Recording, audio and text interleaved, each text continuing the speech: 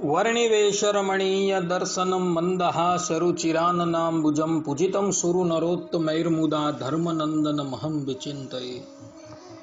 असतो मा षड्गमय तमसो मा ज्योतिर्गमय मृत्युर्मा अमृतं गमय। ओम शांति शांति शांति। આજની જ્ઞાન સભાની અંદર પધારનારા બધા જ ભગવત ભક્તોને વેદાંતાચાર્ય પુરાણ ઇતિહાસાચાર્ય એમ એ ફિલોસોફી શાસ્ત્રી રાકેશભાઈના હિતપૂર્વક જય સ્વામિનારાયણ। ભક્તો, હમણાં કેટલાક સમયથી કેટલાક અજ્ઞાની લોકો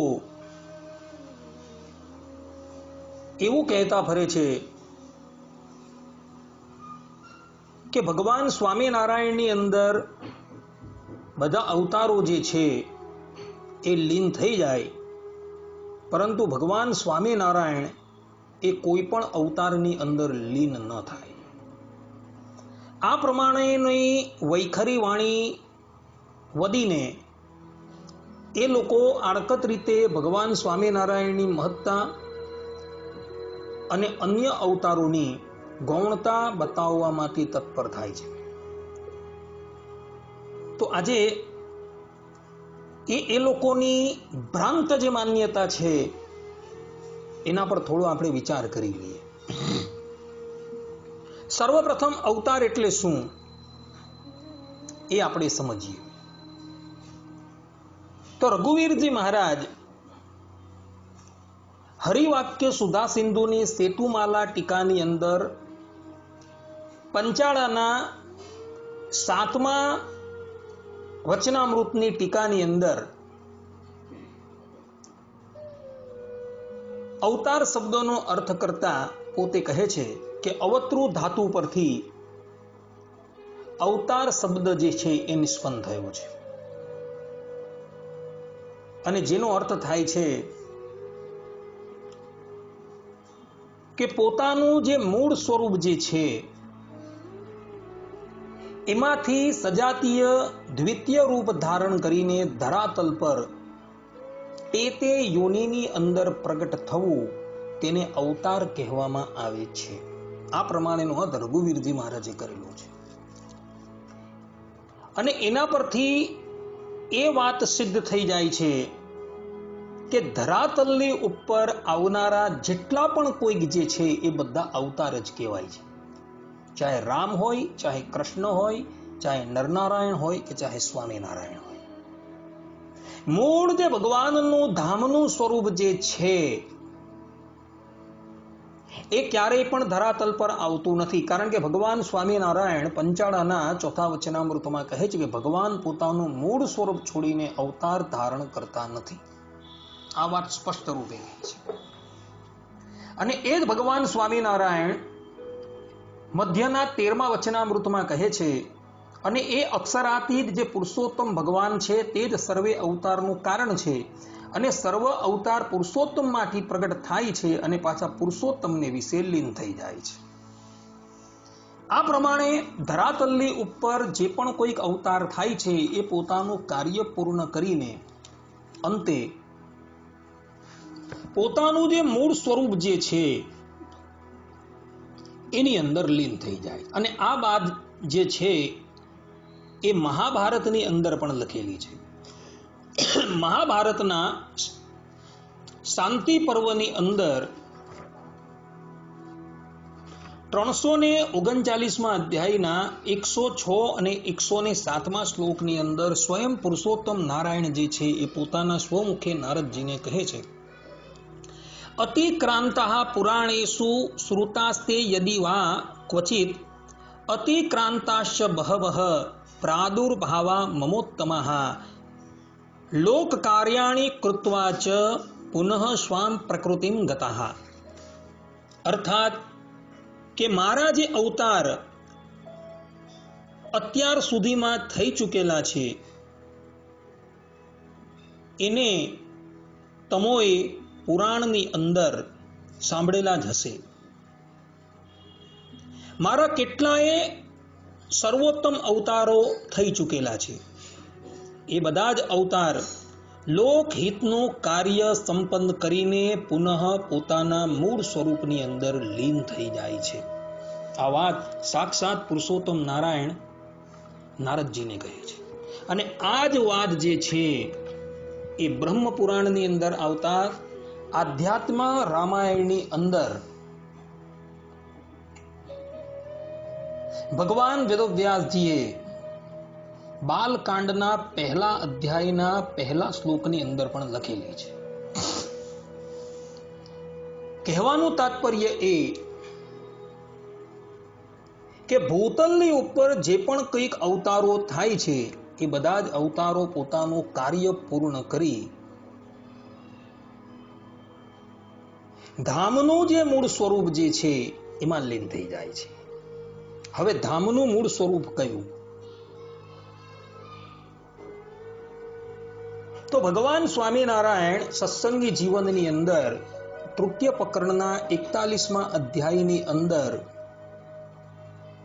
ગોલોક મધ્યે આવેલા અક્ષરધામની વાત કરે છે અને ત્યાં સ્પષ્ટ રૂપે કહે છે કે એ ધામની અંદર ભગવાન શ્રી કૃષ્ણ જે છે એ દિવ્ય સિંહાસનની ઉપર બિરાજમાન થતા મધુર સ્વરે કરીને વેણુ વગાડે છે. અને આ જ વાત જે છે એ નંદ સંતોએ વચનામૃતની અંદર ઉપોટ ઘાટની અંદર પણ પ્રારંભની અંદર જ લખેલી છે. નંદ સંતો જે છે એ પોતે કહે છે શ્રી ગોલોકના મધ્ય વિશે ભગવાનનું અક્ષરધામ છે તે કેવું છે તો કોટી કોટી સૂર્ય ચંદ્ર ને અગ્નિ તે સરખું પ્રકાશમાન છે ને દિવ્ય છે ને અત્યંત શ્વેત છે ને સચ્ચિદાનંદ રૂપ છે. અને જેને બ્રહ્મપુર કહે છે, અમૃતધામ કહે છે, પરમપદ કહે છે, અનંત અપાર કહે છે, બ્રહ્મ કહે છે, ચિદાકાશ કહે છે, એવું જે અક્ષરધામ તેને વિશે શ્રી કૃષ્ણ ભગવાન છે તે સદાય વિરાજમાન છે. તે કેવા છે તો જેને પુરુષોત્તમ કહે છે, વાસુદેવ કહે છે, નારાયણ કહે છે, પરમાત્મા કહે છે, બ્રહ્મ કહે છે, પરબ્રહ્મ કહે છે, ઈશ્વર કહે છે. આ પ્રમાણે નંદ સંતોએ સ્પષ્ટ રૂપે કહ્યું છે કે ધામનું જે મૂળ સ્વરૂપ જે છે એ દ્વિભુજ છે અને એ શ્રી કૃષ્ણ જ છે. અને અગાડી લખે છે કે મધુર સ્વરે કરીને વેણુ વગાડે છે. અને વેણુ જે છે એ કેવલ શ્રી કૃષ્ણના હાથની અંદર જ હોય છે, બધા જાણે છે. એટલે અવતાર માત્ર જે છે એ પોતાનું કાર્ય જે છે એ પૂર્ણ કરીને ધામનું જે મૂળ સ્વરૂપ જે છે એની અંદર એ લીન થઈ જાય છે. અને ધામનું જે મૂળ સ્વરૂપ જે છે એ શ્રી કૃષ્ણ છે. કારણ કે નંદ સંતોના વચન છે આયરા. એટલે ભગવાન સ્વામિનારાયણ પણ અવતાર જ છે. એ પોતાનું કાર્ય પૂર્ણ કરીને પોતાનું જે મૂળ સ્વરૂપ જે છે તેની અંદર લીન થઈ જાય છે. રામકૃષ્ણાદિક અવતારોની પણ આ જ વાત છે.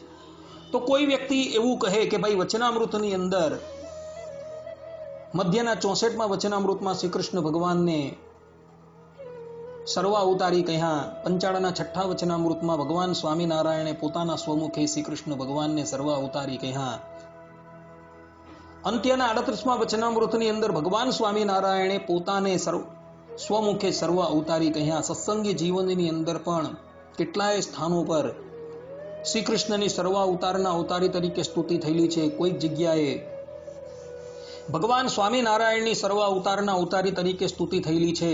સત્સંગી જીવનના પ્રથમ પ્રકરણના 7મા અધ્યાયની અંદર નરનારાયણ દેવની સર્વ અવતારના અવતારી તરીકે સ્તુતિ થયેલી છે.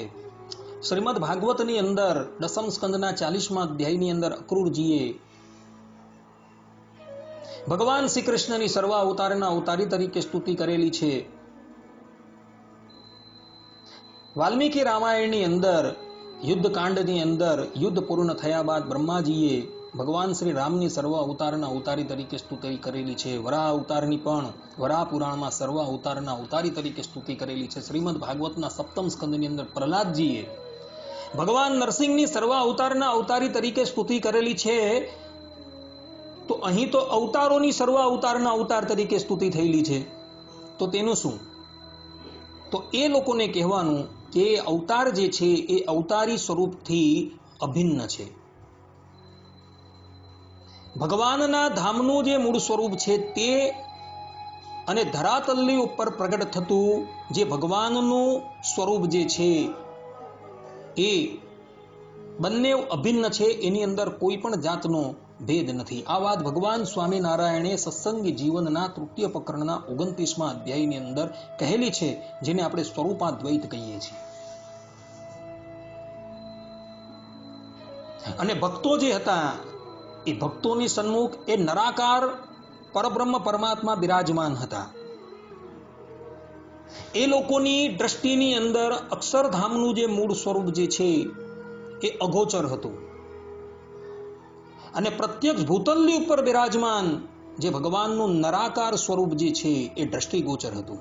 એટલે એમણે એ સ્વરૂપને અને અક્ષરધામના જે મૂળ સ્વરૂપ છે એ બંનેની અભિન્નતા જાણેલી હતી. એટલે માટે પોતાની સન્મુખ પ્રગટ થયેલા એ પરબ્રહ્મ પરમાત્માની દરેક ભક્તોએ સર્વ અવતારના અવતારી તરીકે સ્તુતિ કરેલી છે.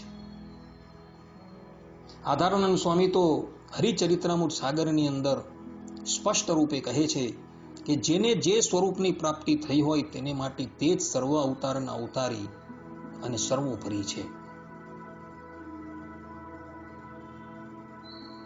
માટે કોઈ પણ અવતાર જે ધરાતલની ઉપર પ્રગટ થાય છે એ બધા જ અવતારો જે છે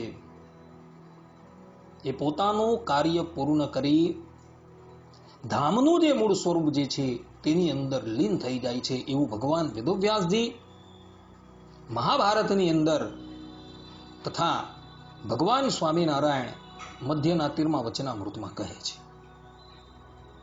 હાલના કેટલાક લોકો એવી વાત વહેતી કરી રહ્યા છે કે ભગવાન સ્વામિનારાયણનું જે સ્વરૂપ છે એની અંદર બધા અવતારો લીન થઈ જાય, પરંતુ એ કોઈની અંદર લીન ન થાય. એ લોકોને પૂછવામાં આવે કે ભાઈ સંપ્રદાયના કયા માન્ય પ્રબંધની અંદર આ વાત લખેલી છે? સત્સંગી જીવનમાં તો છે નહીં, વચનામૃતમાં પણ નથી, હરિ દિગ્વિજયમાં પણ નથી, અને ભક્ત ચિંતામણીમાં પણ જોવા નથી મળતી, કે મુક્તાનંદ કાવ્યમાં પણ જોવા નથી મળતી. ભક્ત ચિંતામણીની અંદર જે પરબતભાઈને પરચો આપ્યો અને તે વખતે પરબતભાઈને ભગવાન સ્વામિનારાયણે પોતાના 24 અવતારના દર્શન કરાવ્યા, અને બધા જ અવતારો જે છે એ ભગવાન સ્વામિનારાયણના સ્વરૂપની અંદર લીન થઈ ગયા. ત્યાં બસ આટલી જ વાત લખેલી છે, બીજું કંઈ લખેલું નથી. નિષ્કુળાનંદ સ્વામીએ એવા શબ્દોનો પ્રયોગ કરેલો જ નથી કે પોતાની મૂર્તિ જે છે કોઈની અંદર લીન ન થઈ. એવું કશે લખેલું નથી. છતાં પણ કેટલાક લોકો જે છે એ કોઈ કપોળ કલ્પિત વાતોના પ્રમાણ લાવીને આ પ્રકારની વાતો જે છે એ કરતા ફરે છે કે ભગવાન સ્વામિનારાયણની અંદર બધા અવતારો લીન થઈ ગયા, પરંતુ એ કોઈની અંદર લીન ન થયા. પરંતુ આ વાત જે છે એ સંપૂર્ણપણે ભૂલ ભરેલી છે. આપણા સંપ્રદાયની અંદર વાર્તા સાહિત્યોની અંદર કેટલીય જગાએ ઉલ્લેખ આવે છે કે ગોપીનાથજી મહારાજના સ્વરૂપમાંથી ભગવાન સ્વામિનારાયણ પ્રગટ થયા અને પાછા એની અંદર લીન થઈ ગયા. હવે ગોપીનાથજી મહારાજનું સ્વરૂપ કોનું છે એ બધા જ જાણે છે કે એ શ્રી કૃષ્ણ ભગવાનનું સ્વરૂપ છે, કારણ કે બાજુમાં રાધાજી બિરાજમાન છે. અને એ જ ગોપીનાથજી મહારાજના સ્વરૂપમાંથી ભગવાન સ્વામિનારાયણ એક વખત પ્રગટ થયા હતા અને મુક્તાનંદ સ્વામીને દર્શન આપતા હતા. આ વાત મુક્તાનંદ કાવ્યની અંદર મુક્તાનંદ સ્વામીના જીવન ચરિત્રની અંદર લખેલી છે. ભગવાન સ્વામિનારાયણ સ્વધામ પધાર્યા બાદ મુક્તાનંદ સ્વામીને અત્યંત વિયોગ થયો, અને એમની પ્રાર્થનાથી ભગવાન એ ગોપીનાથજી મહારાજના સ્વરૂપમાંથી પ્રગટ થાય છે અને એમને દર્શન આપે છે અને પાછા એની અંદર લીન થઈ જાય છે. એવી જ વાત બ્રહ્માનંદ સ્વામીના સંબંધમાં પણ સંભળાય છે. બ્રહ્માનંદ સ્વામીને પણ ભગવાન સ્વામિનારાયણના સ્વધામ પછી અત્યંત વિયોગ થઈ આવ્યો ત્યારે ભગવાન સ્વામિનારાયણ એ જ ગોપીનાથજી મહારાજના સ્વરૂપમાંથી પ્રગટ થાય છે અને પાછા એની અંદર લીન થઈ જાય છે. હવે બતાવો તમે, આજ ભગવાન સ્વામિનારાયણ એ ગોપીનાથજી મહારાજના સ્વરૂપની અંદર લીન થઈ ગયા. અને ગોપીનાથજી મહારાજનું સ્વરૂપ જે છે એ શ્રી કૃષ્ણનું સ્વરૂપ છે. એની અંદર ભગવાન લીન થઈ ગયા. એટલે પેલા લોકો જે એવી વાત ફેલવે છે કે અવતારો જે છે એ ભગવાન સ્વામિનારાયણની અંદર લીન થઈ જાય, પરંતુ ભગવાન સ્વામિનારાયણ કોઈ મૂર્તિની અંદર લીન ન થાય. તો આ ગોપીનાથજી મહારાજના સ્વરૂપની અંદર ભગવાન સ્વામિનારાયણ લીન થઈ ગયા, તેનું શું? બ્રહ્માનંદ સ્વામીને દર્શન આપવા માટે શ્રીજી મહારાજ ગોપીનાથજી મહારાજના સ્વરૂપમાંથી પ્રગટ થયા. આ વાત અક્ષરાનંદ સ્વામીની વાર્તાની અંદર લખેલી છે અને પાછા એની અંદર લીન થઈ ગયા. એટલે ભગવાન સ્વામિનારાયણ એ શ્રી કૃષ્ણની અંદર લીન થઈ ગયા. તો હવે બતાવો, સર્વોપરિતા કોની આવી? શ્રી કૃષ્ણની આવી કે સ્વામિનારાયણની આવી? કારણ કે સ્વામિનારાયણનું સ્વરૂપ જે છે એ શ્રી કૃષ્ણની અંદર લીન થઈ ગયું છે. એટલે આ પ્રમાણેની જે બંડ કુભંડ વાતો જે લોકો ફેરવે છે અને એનો પ્રચાર અને પ્રસાર કરે છે, એ લોકોની વાત જે છે એ લોકોના સાહિત્ય પરથી જ અસિદ્ધ થઈ જાય છે.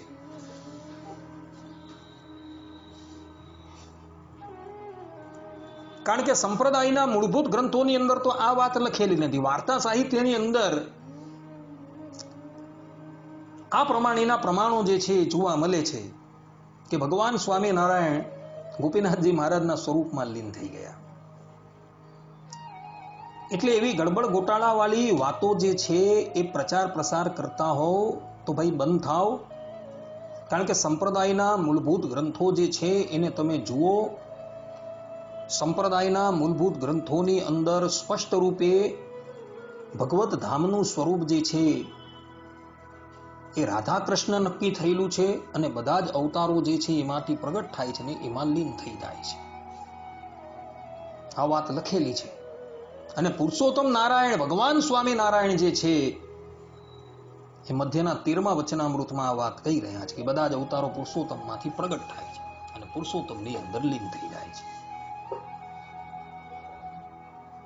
માટે ભક્તો, આ પ્રમાણે જે પણ કોઈક લોકો બંડ કુભંડ વાતો ફેલવે છે એ વાતો પર તમે ક્યારેય પણ ધ્યાન આપતા નહીં. ધરાતલની ઉપર જે પણ કોઈક અવતાર થાય છે એ બધા જ અંતે પોતાના મૂળ સ્વરૂપની અંદર લીન થઈ જાય. ધરાતલની ઉપર પ્રગટ થતા ભગવાન જે છે એ અવતાર તરીકે જ કહેવાય છે, પરંતુ એક મૂળ ધામના સ્વરૂપ સાથે એની અભિન્નતા હોવાથી ભક્તોએ એ ભગવાનની સર્વ અવતારના અવતારી અને સર્વ કારણના કારણ તરીકે સ્તુતિ કરેલી છે. કારણ કે એ ભક્તોની સન્મુખ એ નરાકાર પરબ્રહ્મ પરમાત્મા દ્રષ્ટિગોચર થતા હતા. એટલે એમણે સર્વ અવતારના અવતારી તરીકે એ ભગવાનની સ્તુતિ કરેલી છે. કેટલાક અક્ટરદાયાઓ એવું પણ કહે છે કે ધામનું જે એ મૂળ સ્વરૂપ જે છે રાધા કૃષ્ણનું અર્થાત શ્રી કૃષ્ણનું એ તો અનાદિ શ્રી કૃષ્ણ છે. તો એને કહેવાનું કે અનાદિ શબ્દ જે છે એ સત્સંગી જીવનની અંદર, વચનામૃતની અંદર, હરિદિગ્વિજય ગ્રંથની અંદર તથા ભક્ત ચિંતામણીની અંદર તો આવતો નથી. હરિલીલામૃતમની અંદર ખાલી 2 જ જગ્યાએ અનાદિ શ્રી કૃષ્ણનું નામ આવે છે અને ત્યાં વિહારીલાલજી મહારાજ સ્પષ્ટ રૂપે કહે છે કે એ અનાદિ શ્રી કૃષ્ણ ભગવાન જે છે એ પણ રાધાજીની સાથે જ છે અને એ પણ મધુર સ્વરે કરીને વેણુ જ વગાડે છે. એટલે અનાદિ શ્રી કૃષ્ણ તમે કહો તો પણ એ રાધાજીની સાથે છે અને મધુર સ્વરે કરીને અક્ષરધામમાં બિરાજમાન થતા વેણુ વગાડી રહ્યા છે.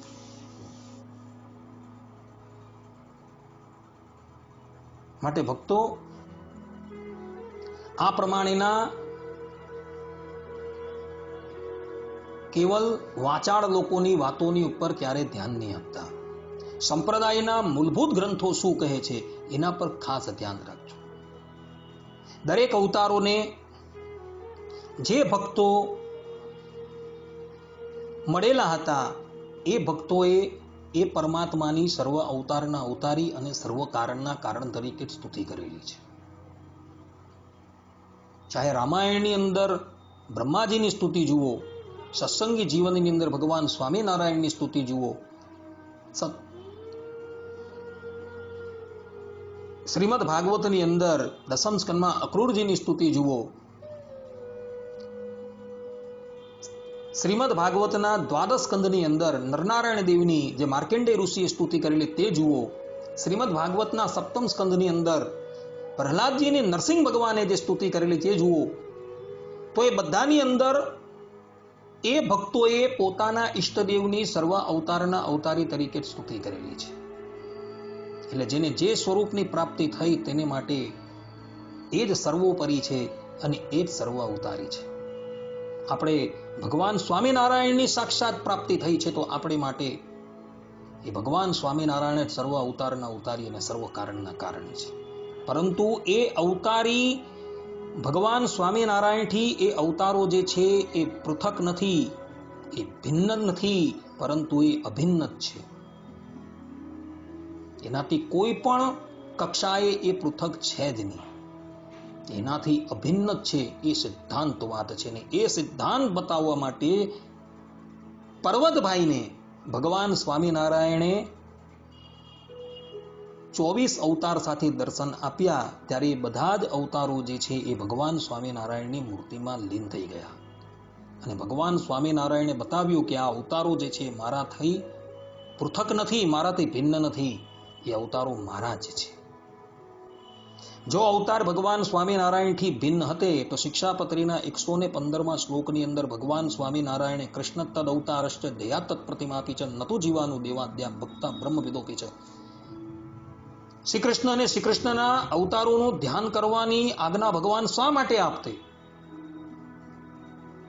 અવતારો જો ભગવાન સ્વામિનારાયણથી ભિન્ન હતે તો એને તમે જીવ, ઈશ્વર, માયા અને બ્રહ્મ આ ચાર જે ભેદ છે તેમાંથી કયા ભેદની અંદર લઈ જશો? જીવની અંદર તો કહેવાય જ નહીં, કારણ કે જીવાત્માનું તો ધ્યાન કરવાની ભગવાન સ્વામિનારાયણે શિક્ષાપત્રીના 115મા શ્લોકની અંદર મનાઈ કરેલી છે.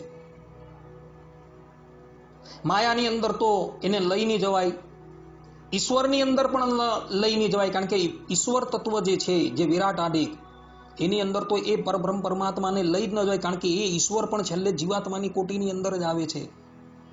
ને એના ધ્યાનની તો ભગવાન સ્વામિનારાયણે મનાઈ કરેલી છે. એટલે ના છૂટકે તમારે એ અવતારો જે છે એ ભગવાનની સાથે જ જોડવા પડે. ને અવતારો જે છે એ સાક્ષાત પરબ્રહ્મ પરમાત્મા જ છે. અને એટલે માટે ભગવાન સ્વામિનારાયણે એમની ધ્યાનની, એમની ઉપાસનાની આજ્ઞા કરેલી છે, પરંતુ જીવાદિકના ધ્યાનની વાત ભગવાને નકારેલી છે.